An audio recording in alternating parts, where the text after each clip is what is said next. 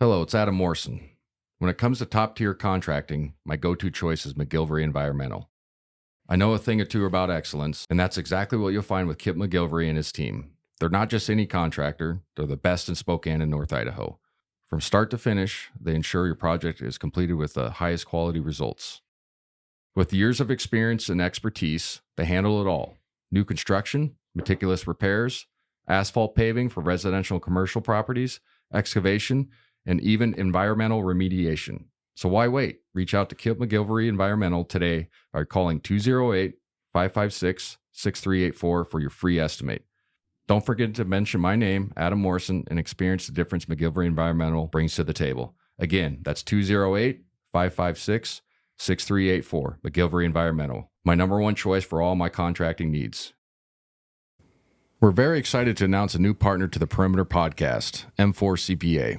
M4 CPA is a family-owned accounting firm passionate about helping businesses and their owners create a secure future for their families. They pride themselves on the quality of their work and put their clients first, ensuring they get the attention and care they deserve. Their mission is to provide exceptional accounting services to help you achieve your financial goals. M4 CPA is all about building long-term relationships based on trust, integrity, and transparency. With a team of experienced professionals, they offer personalized solutions to meet your needs. If you're a Perimeter listener, here's an exclusive offer for you. Mention the Perimeter Podcast when you reach out to M4 CPA and get a free business consultation to assess your financial strategies. So, if you're looking for an accounting firm that truly cares about your business, trust M4 CPA. They're in your corner every step of the way. M4 CPA, accounting you can trust with a personal touch. Learn more at m4cpa.com. The podcast intro song is Get Up by Jinx Universe. Listen to his music on Spotify and follow him on social media at I am Jinx Universe. Yeah. Woo. Man, forget this job, dog. Yeah. Working this graveyard shift, I hate it. 6 in the morning, I'm off, I made it. When I get home, I'ma make this clear first. Welcome to Perimeter Season 4, Episode 23, presented by McGilvery Environmental, Idaho Central Credit Union, and M4 CPA. Exciting week. Punched our ticket into the NCAA tournament. Vegas was rocking inside the Orleans Arena. I've called a ton of games. This is my year, I think 6 or 7. Ton of games. Obviously, some Final Fours, one Final Four, crazy games. That was top 5 for me as far as just being a broadcaster. Energy-wise, excitement for our dudes. Excitement for the fans. It was just a great atmosphere. It was a good cap to the season, a season of ups and downs. We've talked about it a ton. It was good for a lot of our fans too, like diehards that you could tell were just tired of hearing that this team is no good. St. Mary's it's the bee's knees now in the West Coast Conference. And our guys handled business. We'll talk about it in depth. I'll go a little bit over San Francisco. I don't think anybody really cares anymore about that game. You know what I mean? But we handled business and did the right thing. 25 win season, 25 win season, 18 seasons in a row doing that. So, and I've said this before, when people ask me before the season starts, and I'm not trying to be rude, but it's also funny, like how the Zags going to be this year. I'm like, well, we won 25 games for 18 straight seasons. I think we're going to be okay. Yeah. You know what I mean? Yeah. Like just to, when it's, well, I don't know, man. And it's like, well, it's been pretty good for a long time. 28 straight WCC title game appearances, which is insane.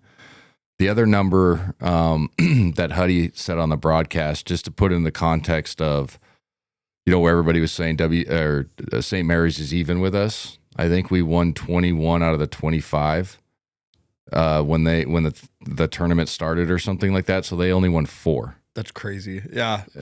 Right. So then it's always like, just calm down. Right. You know what I'm saying? Like this, we don't need to just, yes, they've had our number the last 3 out of the 4 or whatever, like games. Yeah. But calm down. And it was just good to see our guys get over the hump. I'll dive deep into some of the numbers of the game. 27 straight NCAA tournament appearances. Again, people got to realize the context of that. Like, usually there's been a lot of teams in recent history that have made some deep tournament runs and, parlayed it a little bit into some success afterwards. Nobody's done what this university has done. It's not even close, right? Yeah, Just right. like having a deep run and then like having continued success year after year, and in the NCAA tournament, but just making it to the NCAA tournament. So again, I understand, fans' frustration sometimes with how the team looks and how seasons go, but like you have to put things into context sometimes of how hard it is. And a sustained success is something to marvel at. And we are lucky as fans. That's why sometimes on this pod, I'm critical, but also I'm like, hey man, like, okay, we lost by like 8 games by like a total of like 40 points.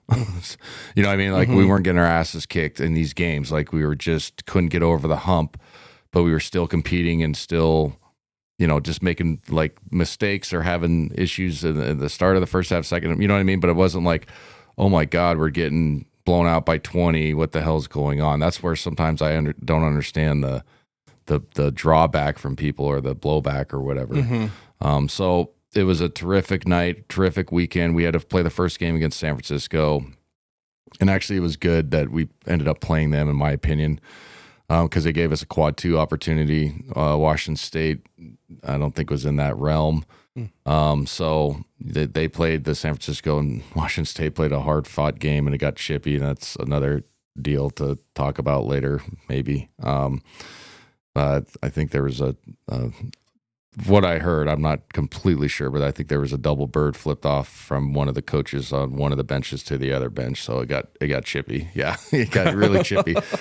So I laughed when I heard that. But yeah, and so like with San Francisco winning, it's like, okay, we're going to play them back to back. But they were missing one of their best players, NCAA violations. And it's one of those deals where, and I'm going to say this the right way, but I guess like, or word it the right way, but like there's not much illegal anymore in the NCAA tournament's eyes. So like either it's grades or it's something else major. That's what I'm saying. So like it was odd, and I didn't hear anything else besides that, but it was a slight break for us, to have that situation as their starting point guard. And the San Francisco game, we were up 2, I think, at halftime or down 2 or something like that. But I thought we played pretty good. And, the Beasley kid who was the backup had a really good tournament. He had 27 or 28 against Washington State the game before, started the game with the first 7 and was like looking like he was rolling, and then ended up having 10 and a half. And then he only scored, I think, 5 in the second. So it was just a good job by our guys on the defensive side. They were 8 of 15 from 3 in the first half, 3 of 10 from 3 in the second half. That was pretty much the game. We kind of just grinded them down. Didn't blow them out, but it was nice to see our guys just, will and kind of lean on them. And you're not usually going to blow teams out, especially this deep into a tournament, the semis, Right. The better teams in a conference tournament. So, I could go into some particulars of the game that should have been better, but I don't think it matters because I don't want to talk about it too. It's like the game's over with. It's San Francisco. We're moving on. So going into St. Mary's game, they kind of got a break. The Perimeter will be right back after a word from our sponsor.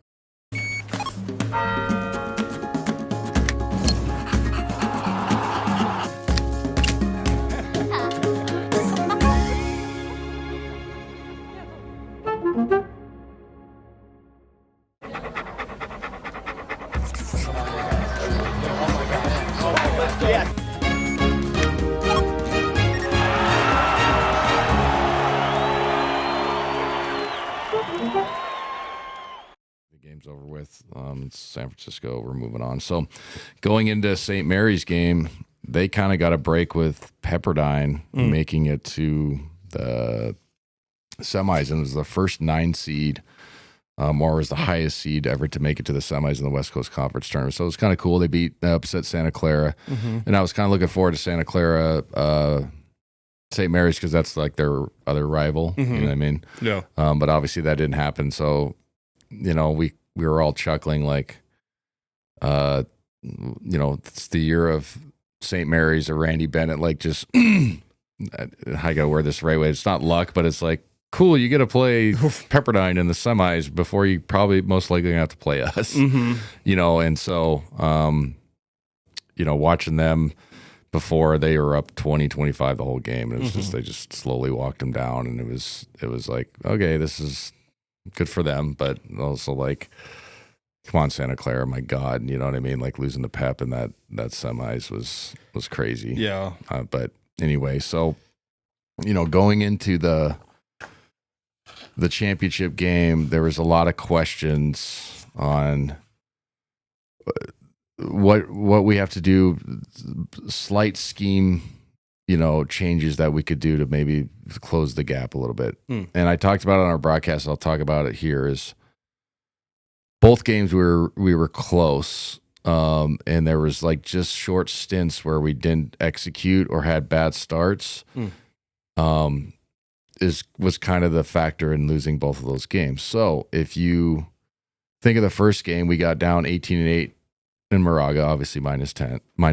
And then so, we had a chance. I think we were tied late, and we had that turnover with Ben Gregg and Nemhard through that little, 7-foot bounce pass and went out of bounds with like 2 minutes to go. That hardly happens. And then I talked about it at length. Braden Huffton's and shoot that 15-footer, goes to sets a DHO, offensive foul going the other way. Then Mikey Lewis hits 4 threes, I think, in that game. He had 9 threes total in our 2 losses versus them. Okay, that's going to add context to the later point.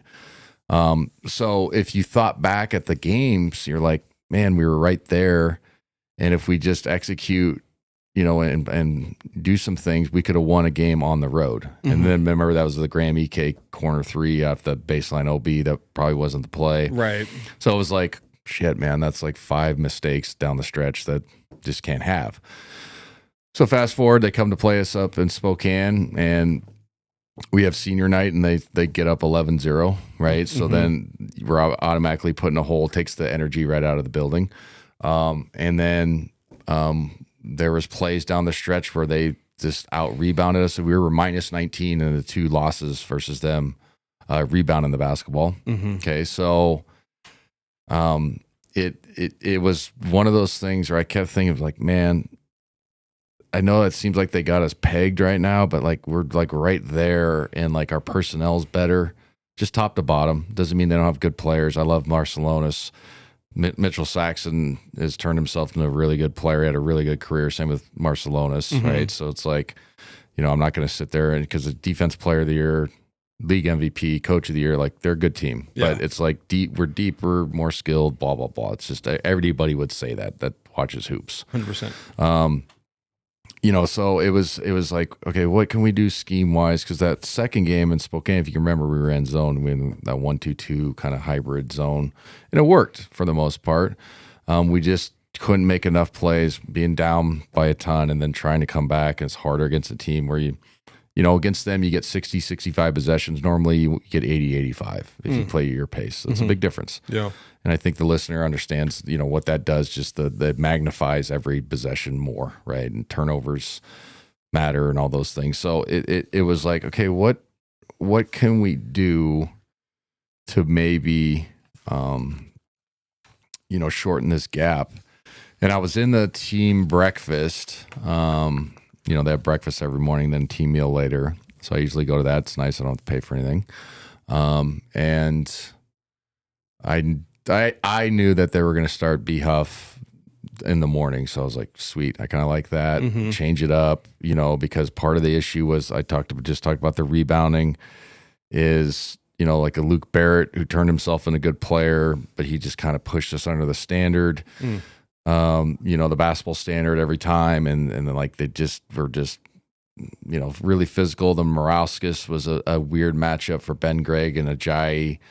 And then Harry Wessels would come in. And so it's like, oh God, so do we play 2 bigs? You know what I mean? So I was just like, you know what? I kind of like this. And it's not just saying it because it worked out, but it's also like, let's just try something different, see if they have to counter off of us. And the biggest question was, obviously offensive flow, what's that going to look like? And then defensively for Braden against Morrison, can he move his feet because they want to, have him catch at 18 to 22 feet and put it on the floor. Obviously, he'll post up too. But if you watched the first 5-6 possessions defensively, just as a total unit, it was absolutely unbelievable. It was fantastic. Like, it was unbelievable. Like, the energy, our guys were perfect on all their ball screen coverages. Their switch packages were perfect. Braden, there was like 3 plays where they tried to go at him. He stood him up, you know what I mean? Shuffled his feet. And we started the game, just on the front foot and like pushing them first. And you can see the look on their faces like, oh crap, like Gonzaga's here. And you knew that team wasn't just going to fall over and not play, but it was like, we ain't getting pushed in the, punch in the mouth tonight. Like, kind of like an FU, this ain't going to happen. And not that we haven't seen that this year, but we didn't see it in the 2 games versus St. Mary's. And so the message was loud and clear with our guys. It was like, hey, man, this is a toughness game. You guys are better than this team, personnel-wise. And they're not – St. Mary's is not going to wilt, but you can't let them kind of bully you around and push you around. And our, rebound effort, guys getting hands on basketballs, like our guards were coming into the gaps. And so, like, instantly early – different from the game at home, especially, was the crowd was into it right away. And that helps, right? Because, if you go to the Orleans Arena, I think it holds 5,000, whatever the number is. Maybe it's about the size of the McCarthy Center, but not as nice and built the right way. You know what I mean? It's just a all-use arena. It's 75%, 80% Zag fans, Spokane South, which is great.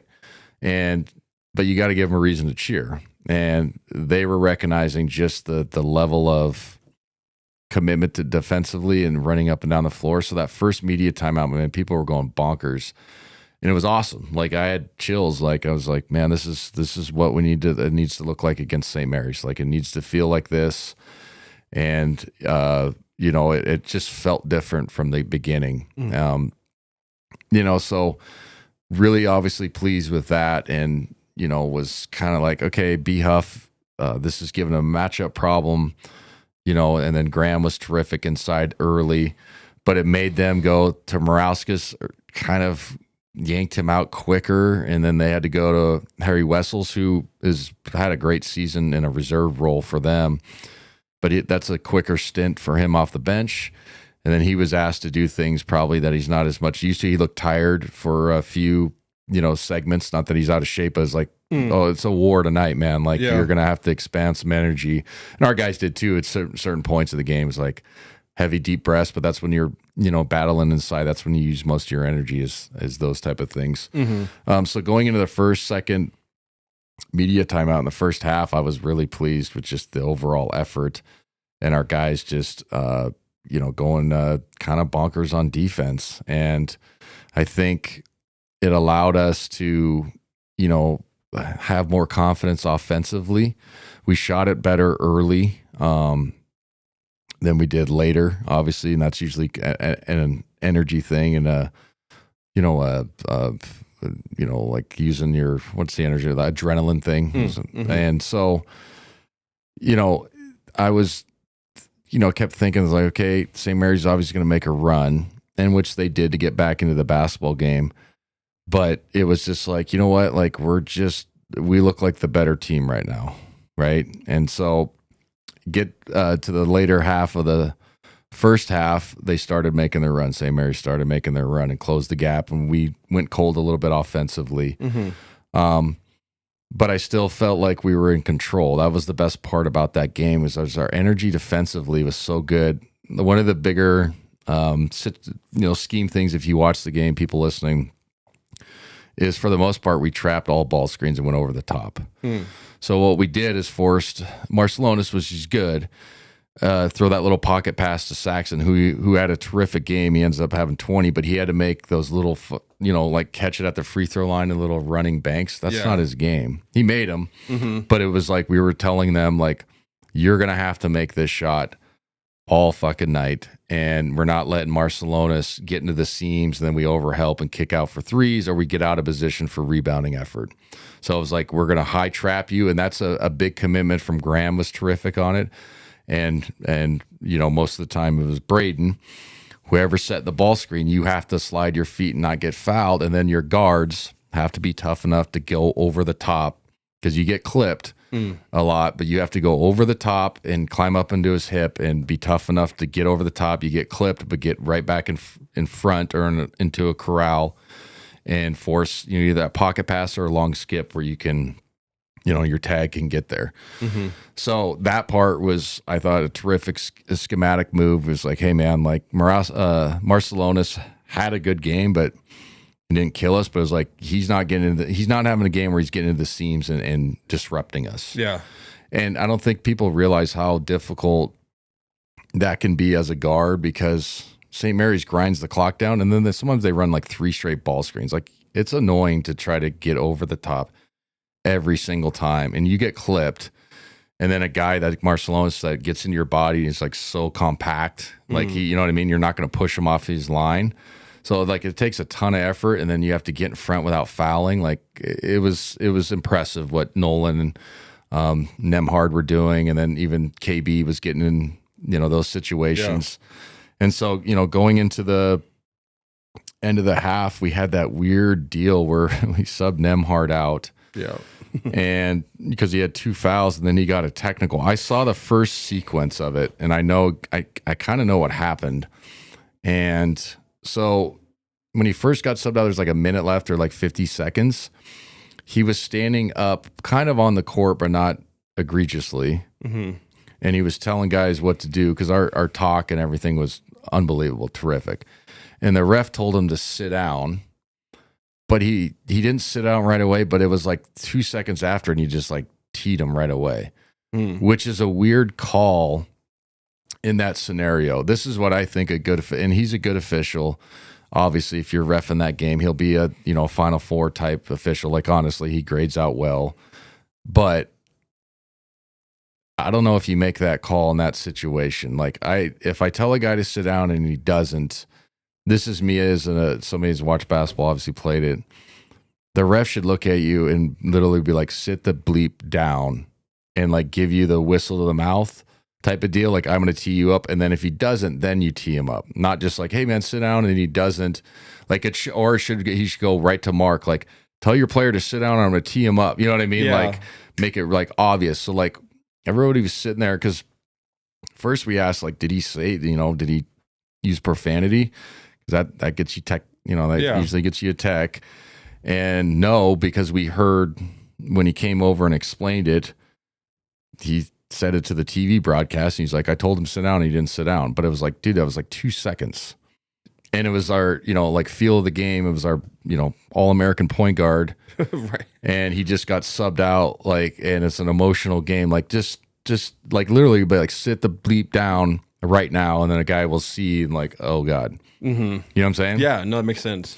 So that was perplexing, and it was kind of like, all right, we were up 4, I think, in that spot, or up 6, and you're like, oh God, they get 2 free throws, and then side OB, and he started to go, in my mind, a little bit, right? And maybe this is unfair, but it sounds hypocritical, because I was talking about how great our energy was. Like, oh God, here comes the bullshit that we've dealt with this year, just the bad luck. Mm-hmm. You know what I mean? Like, the weird stuff happening. Like, when Santa Clara beat us, they make 18 threes. The dude goes for 37 the rest of the game. The rest of the season, he averages like 8. Like, you're just like, what the hell is going on? Mm-hmm. And it was nice to see our guys not that let them affect us. And we go into halftime up 2, and you're kind of like, okay, we could have been up more.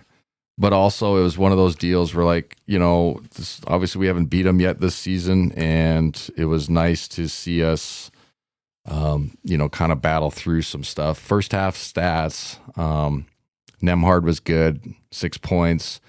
Graham was good, 3 of 6, had 7. Braden Huff was terrific, had 9 for his second career start.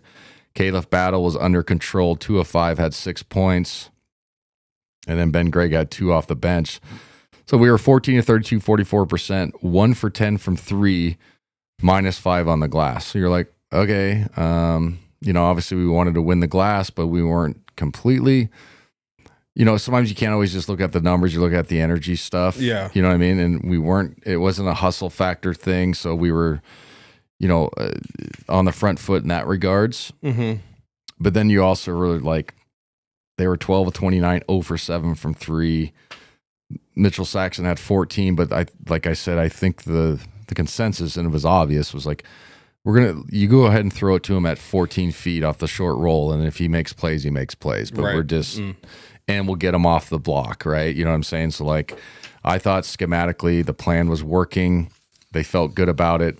The fans were into it, and it was a low scoring game. And I think going into it, I always talk about keys to the game, and most of the time my keys to the game are pace. I'm like, one of them is like pace play. Mm-hmm. We're better. We're scoring 87 a game. I think second in the country in offensive efficiency. Pace. It's got to be there. But sometimes against St. Mary's, they're so good at controlling it that you just kind of have to say, like, we're not going to get that. Doesn't mean we're not going to try, but they'll lull you into, let's play fast for no reason, and you'll take shitty shots. Mm-hmm. And then when they get the rebound, it's like, okay, we got to wait 30 more seconds, and maybe they get an offensive rebound, another 20. You know what I mean? So it's one of those deals where you have to play fast, but you can't play out of control. I know that's for every single game, but especially for them, because they just do not let you off the hook in that regards. So starting the second half, it was one of those things like, okay, again, starts for us or coming out of the locker, like Huddy always says, either coming out of the locker room, doesn't matter, starter, second half. We've had some issues this year and some of our losses. I thought the energy was terrific. You know what I mean? We were downhill playing good hoops, playing, with an energy that, like, you could tell it mattered. You know what I'm saying? Yeah. So I was really pleased with how that, progressed early on. And it kind of just was like a back and forth meat grinder game after that. And, we'd go up 7 and we'd go up 5, and then St. Mary's would, throw in something or gets, have a nice couple plays. And then our guys would answer. That's one thing I liked about this game is we always kind of had an answer. We didn't have a big run, but we'd always have timely baskets. Braden Huff was terrific down the stretch. He had 18 points on the game. Like I said, for second career start. Graham Ike was good, had 11, but was just physical. And I said this on the broadcast, like, he was physical. He obviously missed a couple bunnies to start the second half. Remember those first two? And you're like, fuck, like, damn it. But he didn't lose his mind emotionally. And I mean that as a compliment. Like, he's a tough player. He loves emotion. I've always said I like guys like that. I'd rather have him pulled off the edge than trying to get him to play harder or whatever. Mm-hmm. But he kept his cool the whole time. Like, and he was playing with emotion, but he didn't let it bother him, and he kept his head in the game. Really good defensively, like I said, especially in the pick and roll stuff, like, was flying around. Caleb Battle had a terrific second half, had 14 total, 6 of 14, but he had like multiple steals. He had 5 steals, but like high energy steals to get people going, getting into the gaps. He had 2 plays where he drove middle and pocket passed to guys for layups, and you're like, I haven't seen that much all year. You know what I mean? Yeah. But like, just making the, like, hey, just make the right basketball play. This is the game that, just make it. Who gives a shit? How many points? And, you know what I mean? Like, that's for everybody. But it was like, just make the right play and then play your ass off on defense and rebound, and let's just get out of here. And you're gonna feel better. After if you had a really good game, but you didn't do those little things and you lost, right? And so he was terrific. That lob down the stretch got everybody rocking. It was kind of the nail in the coffin. It was a great exclamation point. But I was just super impressed with how hard our guys played. But here's what's crazy about this game. And I saw this stat online, and I'm pretty sure it's true. But even if it's not like true in the sense of like record, it's just crazy that we won the game. If you just look straight box score, okay. This stat said we were the first team in the last 25 seasons to score under 60 points, shoot under 10% from 3 on 15 plus attempts. We were 1 for 15. Yeah. Okay, and then get out rebounded by 15 or more. Division I teams in the last 25 seasons are 0 and 121, and we won. That's I have the stat up too. I was like, that. It's a crazy stat, but I mean, St. Mary's just didn't shoot well. They didn't shoot well. A lot of that was defensively. Yeah. Here's like some of the key stats on their side that were terrific. Jordan Ross, their starting point guard, gives them 0 for 5. We were terrific on him. Marcellonis was good, but he had 12, but we took him out of the disorganizing effect, right? It was the trap. You got to throw it to somebody else, bud. You know what I mean? Like, and it's got to be a pocket pass, and our tags are going to be there. And then we're going to run you off the line. Morrisos, who was an issue for us down there the first game, 0 for 7. And like I said at the start, Braden Huff really stepped up defensively and come out of his game and, like, I think surprised them because they tried to go at him early at the start, and Braden moved his feet and, tough contested twos, all those things. Luke Barrett was all right, had 9 points, but he was 0 for 3 from 3. And then Mikey Lewis, this is the one. Remember I said he had 9 threes combined in the first 2 wins. Remember he had 4 in Moraga, and he had those 2 late. If you think back to that game, back to back, you're like, fuck, you know what I mean? Like, and then he had, some big threes in the kennel. He was 0 for 7, 2 for 10 off the bench, only 5 points. So our guys were absolutely terrific defensively. We hold them to 8 for 23, 35%, under 40 for the game. And then here's the stat, 0 for 16 from 3. And there was like multiple plays. And I know sometimes the counter would be like, well, guys, just to make shots. Like, honestly, man, there was a high hand contest every single time they shot a 3.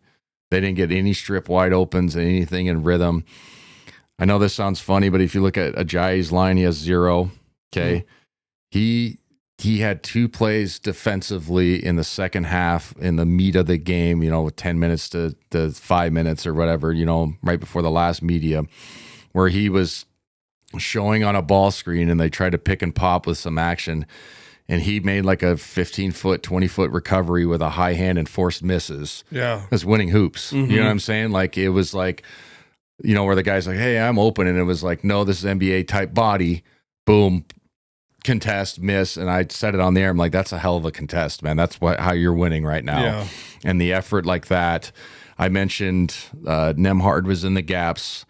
Who I thought had great minutes and didn't score a point? Inocente, man. Yeah. He had multiple plays where they drove gaps and he put his hands back and he stripped a couple balls. He was on the floor. I watched the little stuff, like he'd get switched out on a big and he would just face box and just almost like tackle a guy. Yeah. You know what I mean? Like, hey, man, I might get a foul, but like, you're not going to shove me under the standard like you guys have done the first 2 games. Like, you're going to have to throw me to the ground. And then he got switched, and we put him on Marcellonis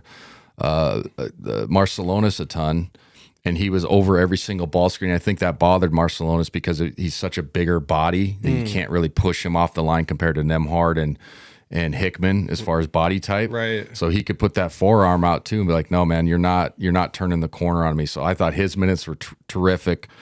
And like I said, if you look at the box score, you're like, he didn't do anything. He's like, yeah, no, actually he did. He played his ass off and was great defensively on the perimeter. So, you get those type of efforts from guys that, didn't score the ball, but they were a menace defensively and absolutely battling. Like, that's winning hoops. And so it was absolutely terrific. It was fun to watch. It was one of those games, like I said at the open, like, I've called a ton of them, man. Like, and I've seen some cool ones and some like, back and forth. Like, this was just like a straight rock fight. Screw you. I don't care if the ball's not going in, and we're just going to punch you in the mouth back and not let you like dictate the our toughness. And that was completely it. And we probably won, if you go back and look, 75% of the 50-50 balls. The dives on the floor, the late guy gets an offensive rebound. Our guard comes over. I think Nemhard did it twice, swipes it away. Hickman had a couple where it looked like he was late and then, dug out a long rebound or got his hand on a ball so they couldn't break out. Little things like that. I got to talk about him. Okay, so he doesn't play great. He goes 1 for 6. Plays a ton of minutes. He had a play where he turned it over late, right? Mm-hmm. And he sprints back on a trail and gets his hand and steals it back. Like, that's an unbelievable basketball play. And I said it on there, and I'll say it on this. I said, you know what? People gave him shit all season long on some of the losses or were always pointing the finger at him. And I'm like, the kid always plays his ass off, right? And that game was a game of like, you know what? I don't care what's going to happen. My body language ain't going to change. It doesn't matter what's going on the offensive end. He was terrific defensively, and that play like helped quell their momentum late in the game. Because you're like, oh, here we go. Turnover. Not just him, but just turnover. They're going to get out and get an easy one. He sprints back. Like, I watched the whole play, watched his boom, sprints back, gets his hand on the ball. We steal it, get it back. Everybody can breathe. I think we were up 5 at that point. Yeah. So, it was a complete total effort by all of our guys. Nemhard was terrific at 10, like I said. Braden Huff was the player of the game, second time starting. I think that lineup can hurt people. Now, the question going forward is, are we going to do that in the NCAA tournament? We're going to play 2 bigs. If you go recent past, we've done that for years, and we got away from it. Not in a bad way, but just kind of changed up our style as far as playing two true bigs, a big and then a power forward like a Ben Gregg or a Jai. But I mean, in years past, we would have, J3 and Shimmick and then Zach Collins, you know what I mean? Yeah. And then you could argue, I know BC and Rui weren't like bigs, but they were back to the basket in college, you know what I mean? And then short roll. So that's similar, you know what I mean? Like leap at the rim, pick and dive guys. So I was completely impressed with our guys. Super happy. Like I said, I've called a ton of games, and that one felt as good as any of them, honestly, man. Because I was just tired of listening to people, hint at how shitty we are, and we can't win a tough game, and what's wrong with our guys, and some of it's the criticism sometimes is valid, because I criticize too, but I try to paint the whole context and give context on the picture of why. But also it's like I said, some of these close games, we weren't getting our ass kicked. Okay. We just had some weird moments and kind of some bad luck. Right. And our guys are still playing hard, and they're still giving complete effort. And I know the counter to that is like, well, still got to win games. Like, yeah, but it's not like we're not getting our ass kicked. You know what I mean? Like, there's a big difference. And this one at the end of it was so great. And then obviously just to continue the streak, because I know in that locker room, it had to been not discussed, but they know that it is talked about. If don't be that team that doesn't make the tournament, that's a real fear for guys. Because they understand the history of this club, and this university, you know what I mean? And like how hard it is and how cool it is, but don't be one of those teams that doesn't make it. So I'm completely impressed. I thought the officiating was subpar both ways. I mean, I really did. I thought it was a weird officiated game. The technical was weird. And then they would call, there'd be some weird and ones for both teams, but then other plays or guys would get, 2 hands shoved in the back, and they wouldn't call. I was just like, where's the foul? Like, what is a foul and what isn't? It's and there's some out of position calls too. 100%, yes. Where you're like the guy, there was a couple where the guy in front of the play should have called it, but then the other guy had to bail him out, and then it looks shitty. And then you could see sometimes Gregory Nixon's the taller ref, and he does a ton of games, and he's a good official. But he wears his emotions on his sleeve, and you could tell a couple times he was rolling his eyes, like, "Fuck, I got to call this." You know what I mean? Because they look out for each other. But he'd be on the other side, waiting, and then beep, and then he'd kind of look at his guys, as he's doing his thing, stuff I catch right there, and just be like, "Fuck, guys, you got to call that."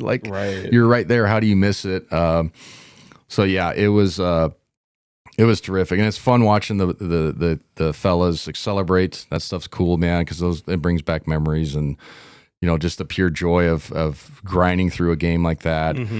The relief of making it to the tournament. I think it bumps us up a seed line. I know what you have. CBS has this 8 or 9, and somebody else has this 6. ESPN has a 7. 7. Yeah. So I think that's valid. I think like last year, we thought 7-6, and we ended up getting a 5. Yeah. And I think we're 2 games over 500 versus quad 1, quad 2. So like our metrics are better than they were last year. They are 100% better. Yeah. 100% better. So like I wouldn't be surprised if we get into that 7-6-5. I would agree.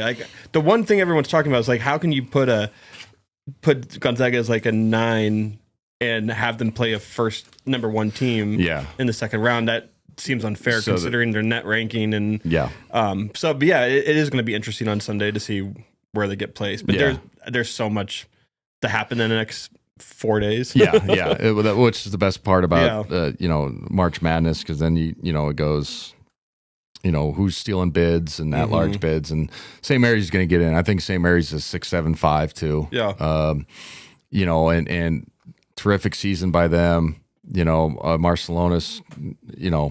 If you want to go over his career, like the people not in the know, the first 2 years they weren't a big fan of him. He didn't play very much. Like honestly, if you look back, then I think the tail end of his sophomore year he started earning more minutes, but they weren't high on him.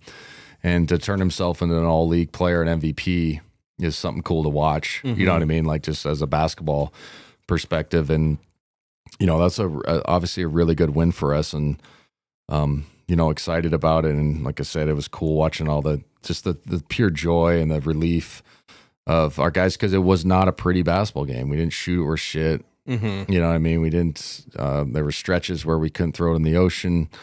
We played through foul trouble. We played through a technical. We played through some odd officiating. But our fans were unbelievable. Our student section was the best it's been. And I didn't say it on air, but it was obvious. Like, we had a huge student section, and I said it to Huddy off the air, and I was like, do you know the difference in the student section? And he's like, what? I'm like, look what's in their hands right now. And they had in their hand a beer. All of them. And they were rowdy. And I was like, yes. You know what I mean? Yeah. Like, it was cool. So that part was like, all right, so...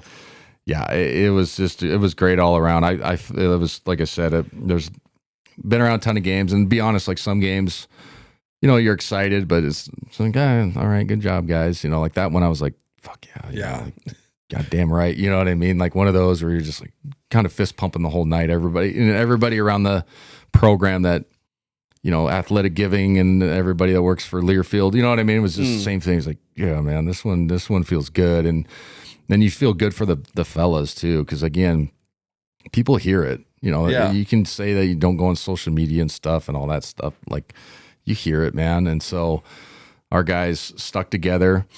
The week leading up to it was I think it helped us because we had to get 2 quad 1, quad 2s, and we had to win to get to the bye. And so it forced us to perk our ears up right away. You know what I mean? So it was like playoff basketball right away. Like the old. Football adage, a lot of in years past, there was a stretch there, like the teams that won the Super Bowl were like the wild card teams because they were like playing playoff football in week 15 to get in. And then they were just hot. You know what I mean? Yeah. Like, hey, and then the teams that got a break, kind of, it's the same thing. Totally. Like we had to get going. We had to stack those 2 wins for our resume, and then to get into the second seed to get to the bye. And then it's like, okay, let's just win this and we're in no matter what.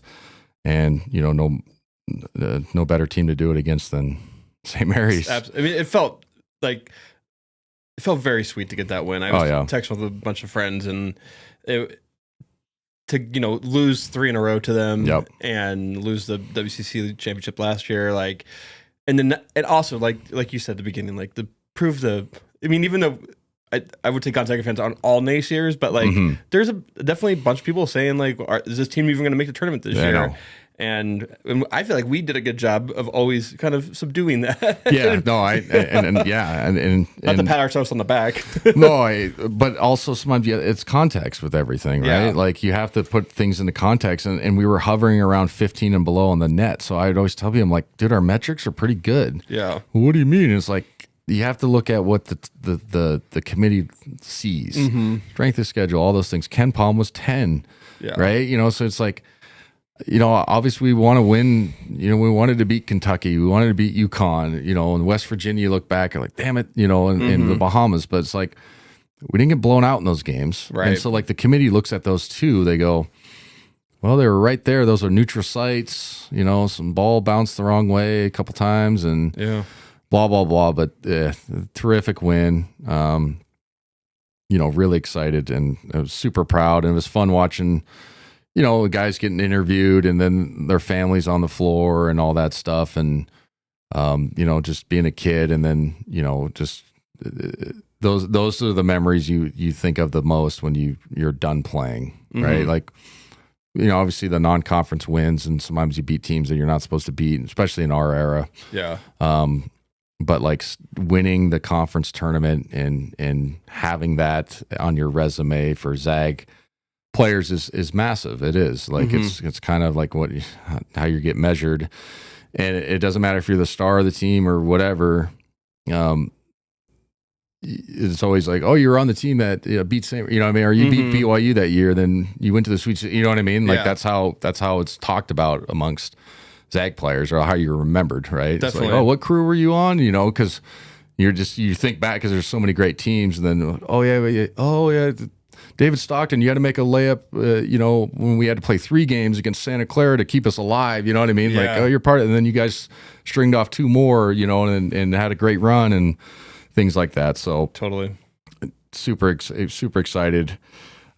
Curious to see where we go Sunday. We'll have an episode, probably, we'll have it fired up by Monday or Tuesday about the tournament and where we're going to go. And we'll talk about, not just us, but other teams and our path and things like that. But a lot of excitement. I think this team is primed to make a run. And I know that's not just saying it every year, but we're playing good basketball, and it's not just that we won, it's the energy level and the way we're kind of gelling together, and guys are buying in defensively. Not that they weren't, but it's like the hyper, ears perked, wide-eyed, bushy-tailed, all those things. You know what I mean? Like, hey, the flying around. And if you have teams like that, and then you combine hey, if we start making threes, then it gets scary. Mm-hmm.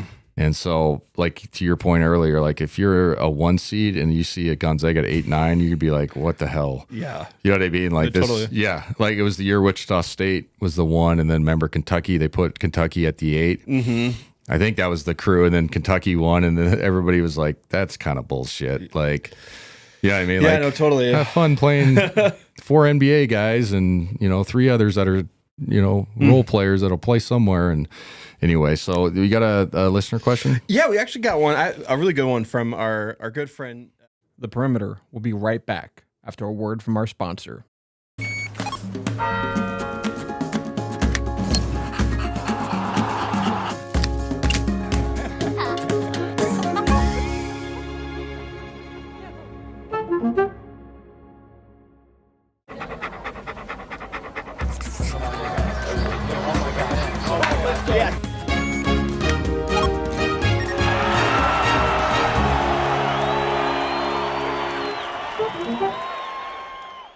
Somewhere. And anyway, so we got a listener question? Yeah, we actually got one, a really good one from our good friend Kip McGilvery.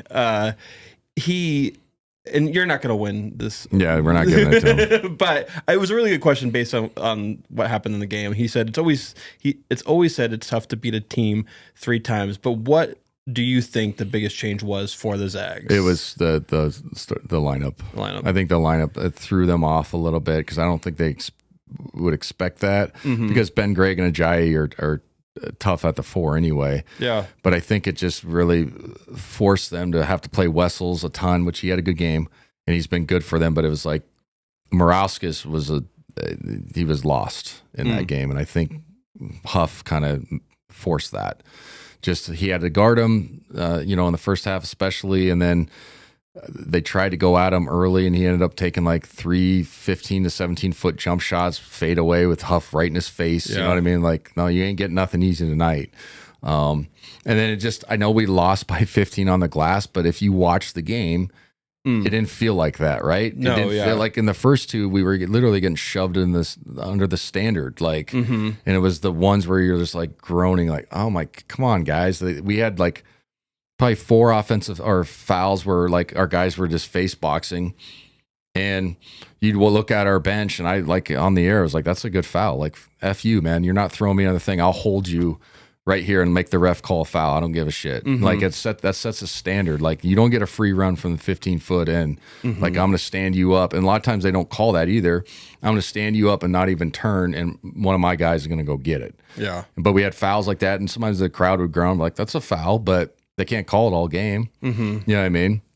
Yeah. And so I think just and then the ball screen coverage, the over the top trap was the right situation. I thought it was perfect because we did it to Mahaney. I know he's not in the club anymore. A couple years or last year in that first game, and it really bothered him. And they adjusted to it, but it made it really difficult. And then Ross was out of it because that coverage too. You know what I mean? We just went over the top, and it was like, no, dude, you're not getting into the seams.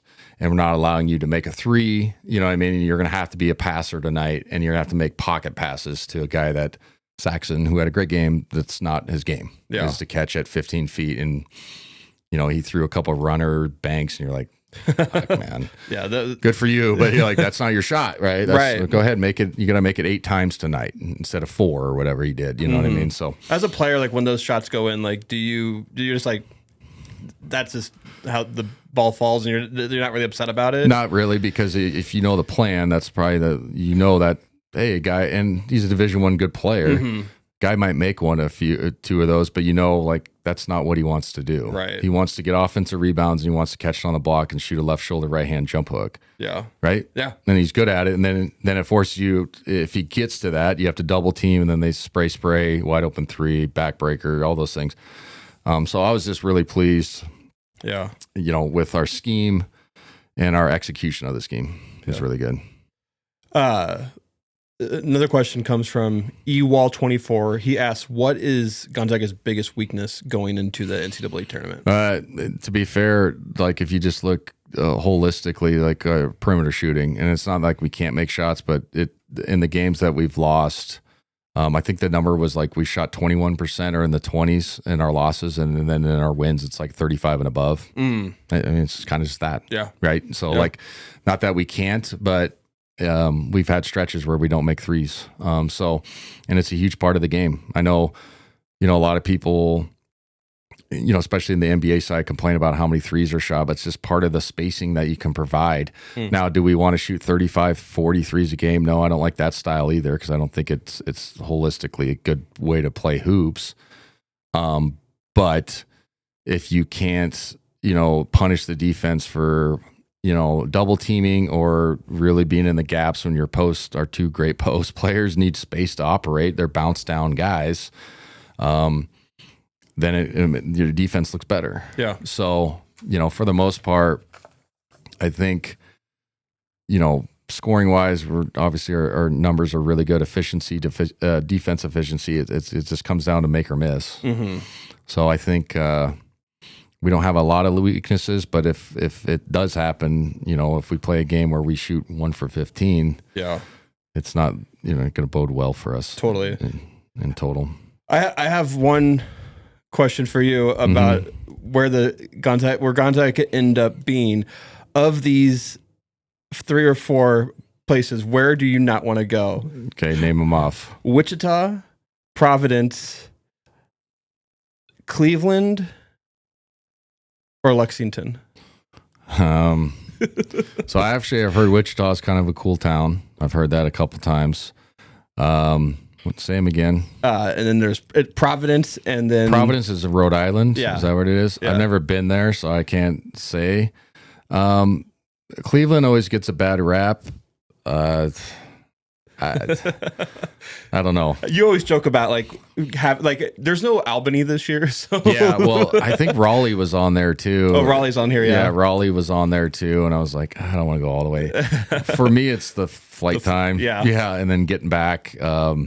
And we do charter for NCAA tournament, which is nice. The big charters and stuff like that, but Oh yeah, I don't. I'm just happy we're going this year. I know, but it was just like some of them are bad where you're like, you got to go East Rutherford, and it's not just the place. You're like, fuck, that's like 5 and a half, 6 hours. Totally. Like flying to Hawaii, but not landing in Hawaii. Right. You don't get the reward on the backside. So, yeah, man, just overall super excited. Obviously, this one felt really good. Happy for our guys, and happy for the like diehards and the people that stuck with it and understand like the ebbs and flows of a season. Obviously there's still work to do, and this team is talented enough to make a run, but just to go out and beat St. Mary's the way we did, and in front of a really good crowd, and it was just cool, man. And honestly, really cool. It was just like, yes. So anyway, thank you for our sponsors, McGillivray Environmental, Idaho Central Credit Union, M4 CPA. We'll be back next week. We'll do a bunch of bracketology, Gonzaga, and we'll talk about some of the other teams that we're familiar with and path and who I think will win and all those stuff. So thanks for listening.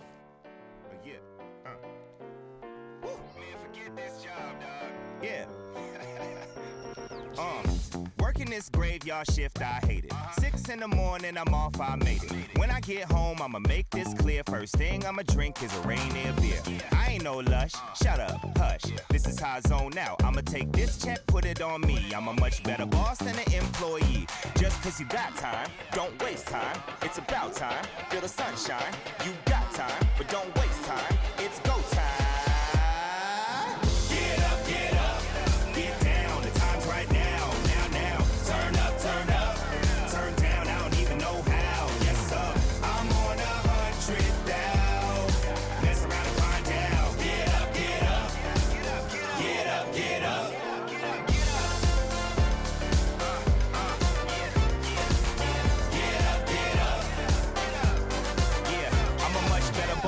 Employee, I'm an employee cause I go OD on a BEAT. I'm a young OG, been killing these. The podcast intro song is Get Up by Jinx Universe. Listen to his music on Spotify and follow him on social media at I am Jinx Universe. Produced locally in Spokane, Washington at Spocast.